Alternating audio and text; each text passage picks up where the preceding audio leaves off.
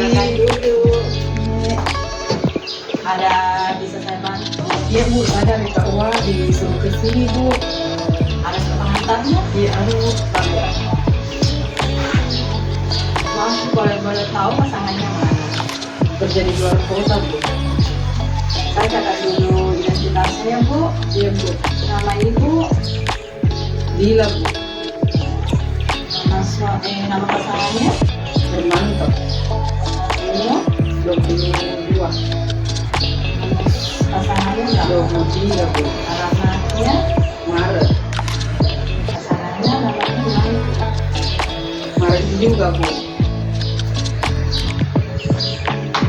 Saya itu sekarang sebelum diberikan suntik imunisasi cacing sedikit vaksinnya ya Bu untuk berikan konseling pranikah yaitu mengenai kesehatan reproduksi dan seksual bagi calon pengantin.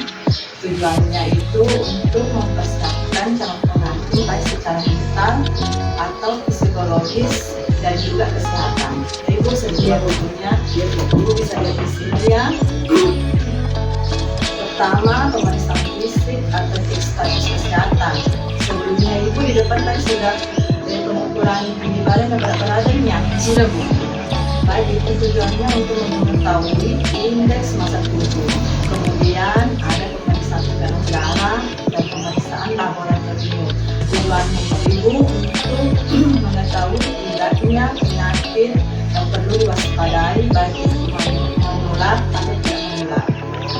Lalu yang kedua itu kesiapan gizi ya. Penilaian status gizi pada calon pengantin perempuan dilakukan pengukuran bila. Ini Ibu dipilihkan dengan ini dan sebelah kiri. Selanjutnya bagi calon pengantin akan diberikan tablet tambah darah atau vitamin jika hamil ibu bulan dari 11. Selain itu juga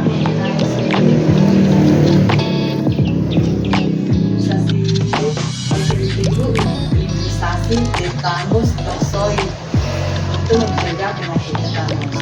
Jadi Ibu, suntik TT itu ada 5 kantong berian. Pertama, TT 1 sebelum menikah yang akan sekarang nanti disuntikannya Ibu. TT 2 1 bulan dari TT 1 Ibu akan kembali disuntik. Selain itu, calon pengantin terutama dianjurkan untuk banyak konsumsi makanan yang kaya zat besi seperti hati, daging sapi, sayur berwarna hijau, buah, kacang-kacangan, ikan, dan daging ayam untuk menghindari cacat pada janin dan juga memberikan tumbuh kembang yang baik untuk janin.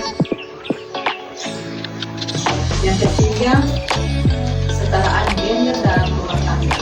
Jadi dalam rumah tangga antara suami istri itu ada kesejahteraan gender namanya Ibu.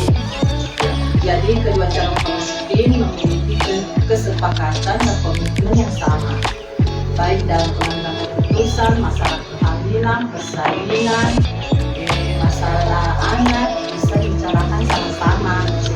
Suami istri harus saling komunikasi yang baik dan ada keterbukaan. Kemudian yang keempat itu terbebas dari kekerasan. Jadi dalam rumah tangga itu harus bebas. Dan kekerasan itu ada macam-macam. Antara lain ada kekerasan fisik. Kekerasan fisik itu seperti memukul, menendang, tamparan, dan juga ada kekerasan fisik seperti mengancam, membentak. Kemudian ada kekerasan seksual. Ada pelanggaran rumah tangga seperti dinafkahi. Kemudian kekerasan seperti memperbudak pasangan.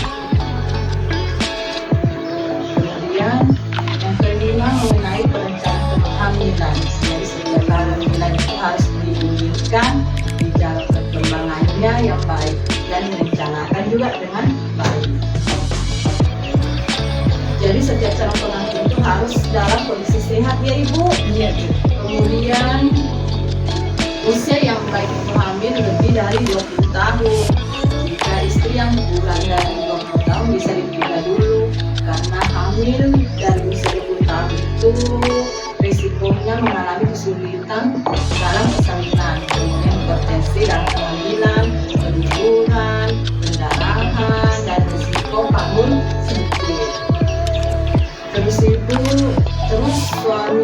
suami istri harus sama-sama tahu kehamilan. Jadi jangan cuma istri aja yang tahu, ya suami juga harus tahu tanda-tanda kehamilan seperti apa itu ibu, muntah, terus telat haid, nafsu makan berkurang. Jadi jika ibu mengalami tanda-tanda seperti itu, ibu bisa datang ke fasilitas kesehatan terdekat atau ke bidan desanya untuk melakukan pemeriksaan dan diberikan vitamin atau obat yang perlu diperlukan selama